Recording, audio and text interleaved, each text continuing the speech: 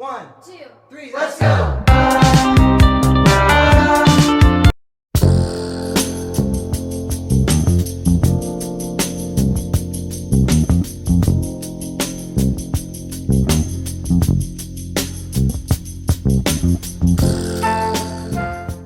Understand what I'm saying? Jackie, stop acting crazy. Do you understand what the fuck I'm saying? Woman, damn.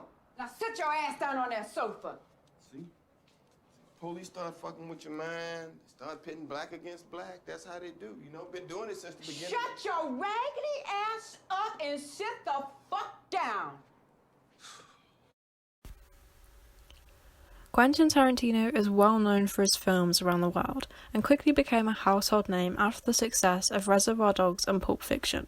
Even if you've never heard of him, there's still a chance that you've watched something that features him in some way, as he starred in films such as From Dusk Till Dawn and even directed an episode of ER.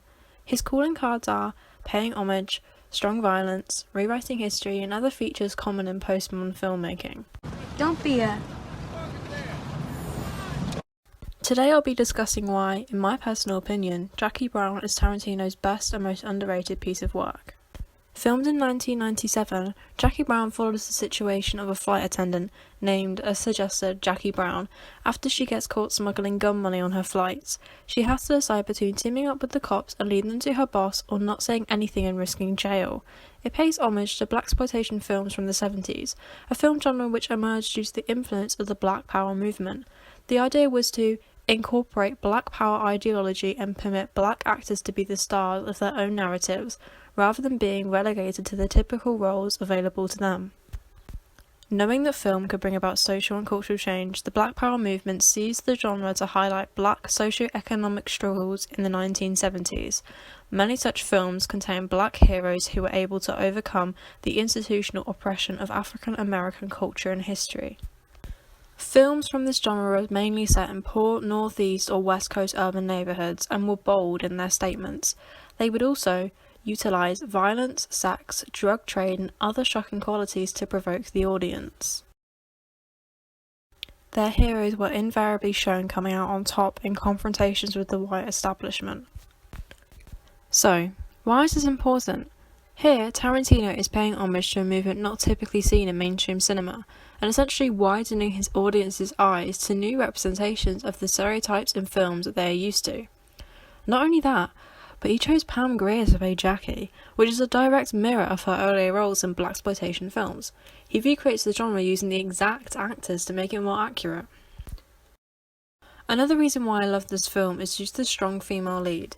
Now in Kill Bill, the bride is a very strong character, but her ending feels quite disappointing as it doesn't match the fare of the film.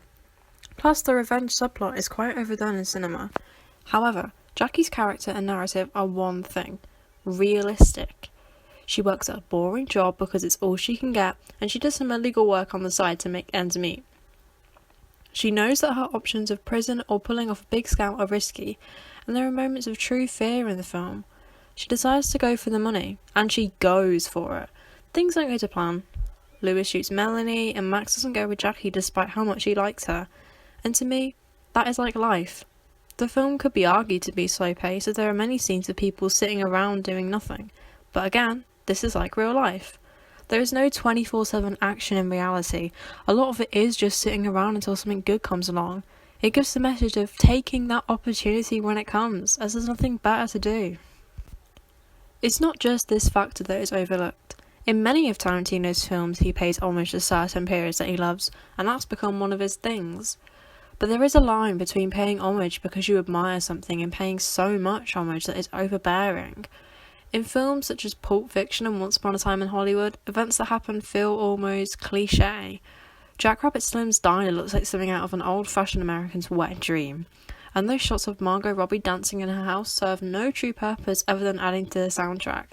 There are just too many references to pop culture present, and rather than transporting the viewer back to that time period, it instead takes them to an alternate reality Tarantino has created.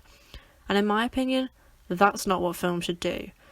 The film should present life to an audience in such a way that it immerses them in the film, and they feel as though they are watching the events happen in front of them.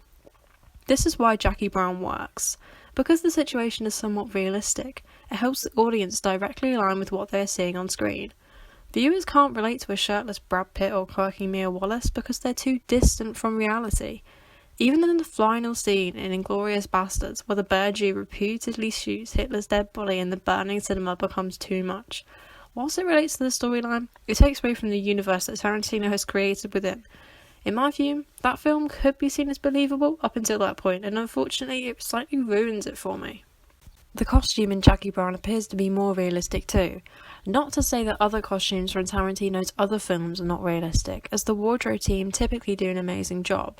That being said, the shot of Jackie in that suit is the best outfit of all time, and reinforces the idea that women are strong and independent into the audience, because nothing screams strong and independent woman more than that suit.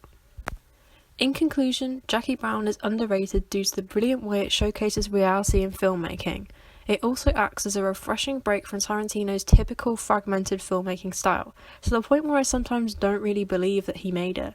I believe that it is a film that should be watched by everybody, as even though it's perfect for giving a role model to girls and feminists to look up to, it's also a good film on its own. Plus it has Robert De Niro in it, so it checks all of my boxes. I hope that this video was enjoyable and also informative to you.